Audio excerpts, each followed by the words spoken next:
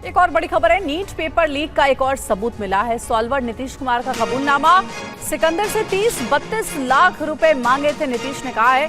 सिकंदर ने कहा हम 4-5 लड़के देंगे। बीपीएससी पेपर लीक में भी जेल जा चुका है नीतीश।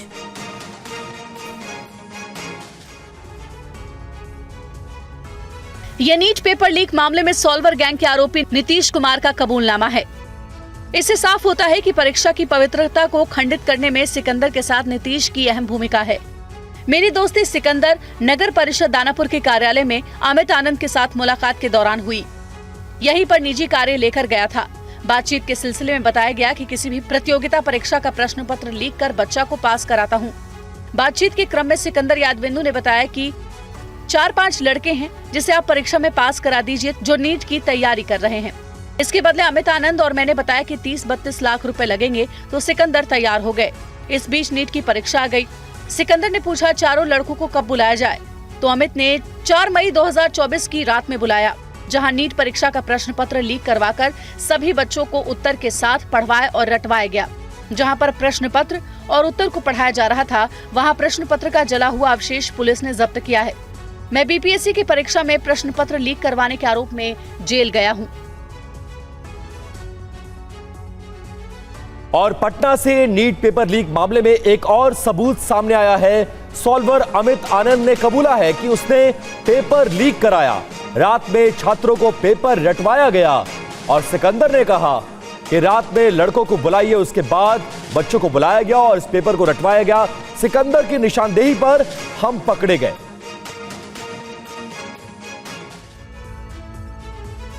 ये नीट पेपर लीक मामले में सॉल्वर गैंग के दूसरे आरोपी अमित आनंद का कबूलनामा है। इससे भी पेपर लीक की पूरी साजिश साफ साफ समझ में आ जाती है। मेरा नाम अमित आनंद है। मेरी दोस्ती सिकंदर यादवेंदु के साथ है, जिनसे मेरी मुलाकात नगर परिषद दानापुर के कार्यालय में नीतीश कुमार के साथ हुई। मैंने बताया कि प्रतियोगी परीक्षा का पेपर लीक करवाकर बच्चों को पास करवाता हूँ। इस पर सिकंदर ने कहा कि नीट की तैयारी करने वाले 4-5 लड़के हैं, जिसे परीक्षा में पास करवा दीजिए। नीतीश और मैंने बताया कि 30 से 32 लाख रुपए लगेंगे, तो सिकंदर तैयार हो गए।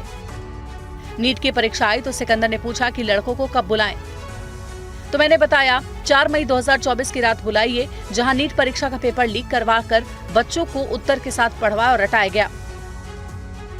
मेरे फ्लैट से नीट परीक्षा का जला हुआ प्रश्न और उत्तर का जला अवशेष पुलिस ने जब्त किया।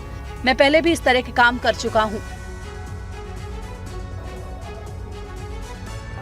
और नीट पेपर लीक मामले पर सुप्रीम कोर्ट में सुनवाई हुई। नीट काउंसलिंग रोकने से सुप्रीम कोर्ट ने इनकार किया। परीक्षा रद्द करेंगे तो काउंसलिंग भी रद्द होगी, ये सुप्रीम कोर्ट ने कहा है। अगली सुनवाई का इंतजार करें, छात्रों के साथ गलत नहीं होगा। इस पूरे मामले पर छात्रों के वकील धीरज सिंह का क्या कहना है, आइए सुनते हैं। कैसे देखते हैं दोनों परीक्षाओं का मामला आप? सर, यही एनटीए का जो डबल स्टैंडर्ड है। एनटीए एक परीक्षा के अंदर सिर्फ शक के बिना पर एग्जाम, ना केवल एग्जाम को कैंसिल करती है बल्कि उसकी जांच सीबीआई इंक्वायरी भी ऑर्डर करती है। और दूसरी तरफ नीट के ऊपर एनटीए जो है वो डबल स्टैंडर्ड अपना रही है। आपकी जो याचिका थी उसमें क्या आधार हैं और क्या मांग की गई? हमारी मेन मांग जो है, आधार तो ये है कि जो मेरिटोरियस स्टूडेंट्स हैं उनका राइट जा रहा है। मैं बड़ी एक इम्पॉर्टेंट बात बताऊंगा कि टोटल 1,09,000 सीट है, जिसमें से करीब 56,500 सीट जो हैं वो गवर्नमेंट मेडिकल कॉलेज में है। काउंसलिंग को रद्द करने की मांग भी आज आपने की थी और सुप्रीम कोर्ट ने रिफ्यूज कर दिया, लेकिन एक ऑब्जर्वेशन इंपॉर्टेंट दिया है सुप्रीम कोर्ट ने, वो क्या? कोर्ट ने कहा कि ये हम सब कुछ देख रहे हैं और अगर 8 तारीख को सारी याचिकाएं सुनेंगी, डिटेल जवाब मांगा जाएगा। सबको सुनने के बाद में अगर लगता है तो हम जो है इन याचिकाओं को अलाउ करेंगे और अलाउ करने के बाद में हम नीट की दोबारा परीक्षा भी करा सकते हैं।